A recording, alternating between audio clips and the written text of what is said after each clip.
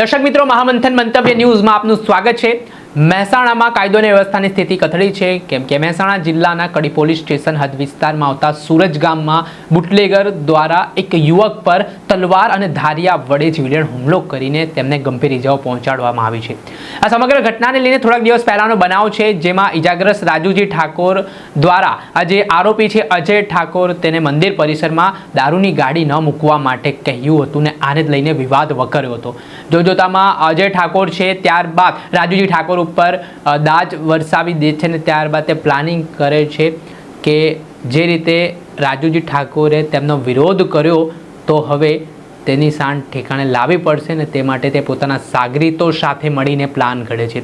જ્યારે રાજુજી ઠાકોર પોતાના નિત્યક્રમ પ્રમાણે નોકરી પતાવીને ઘરે પરત ફરી રહ્યા હતા ત્યારે આરોપી અજય ઠાકોર અને તેના સાગરીતો છે તે રાજુજી ઠાકોરને રસ્તા ઉપર આંતરી લે છે ને ત્યારબાદ કુંડાળો વળીને તલવાર અને ધારિયા જેવા ઘાતક હથિયારો વડે તેમના પર જીવલેણ હુમલો કરવામાં આવે છે।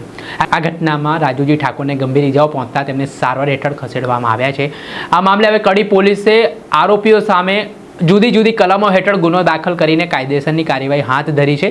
આ મામલે શું કહી રહ્યા છે પીડિત રાજુજી ઠાકોર, તેમને સાંભળો। ઘટના એ બની હતી કે જ્યારે અમે મંદિર બનાવેલું નવું અંદર વાડી જેવું આયોજન અમારું અંદર દારૂ ભરીને ગાડી મિલતો હતો, અમે ના પાડી હતી। ઠાકોર અજય જેપી સુરજ એને અમે કીધેલું, વારંવાર કહેતા હતા બધા ભાઈઓ, પણ આ માનતો નતો અમારું। આ કહેવાથી મારા ઉપર હું નોકરીથી ઘેર આવતો ત્યારે મારા ઉપર હુમલો કરવામાં આવ્યો હતો। ત્યાર 5 6 જણા હતા રહ્યા અને દોડતી તરવારના પાઇપ પડવાથી મારા ઉપર હુમલો કર્યો હા। એનો સખત ને સખત સજા થવી જોઈએ। અમને ગાડીના અંદર નહીં મેળવા દેવાની, દારૂ ભરેલી ગાડી અંદર મંદિરની અંદર મેળતો હતો ને વાડીના અંદર, એ બાબતે અમારા ઉપર હુમલો કરવામાં આવ્યો। અમારી માગણી કે એના પર સખતમાં સખત સજા થવી જોઈએ। જે આપણે સાંભળ્યા હતા ઇજાગ્રસ્ત રાજુજી ઠાકોર, તેમણે આ ઘટનાને લઈને માહિતી આપી છે। આરોપીઓ સામે કડકમાં કડક કાર્યવાહીની તેમના દ્વારા માંગ કરવામાં આવી છે અને અજય ઠાકોર છે તે ગુનાહિત ઇતિહાસ ધરાવતો હોય તેવી વાત પણ જાણવા મળી રહી છે।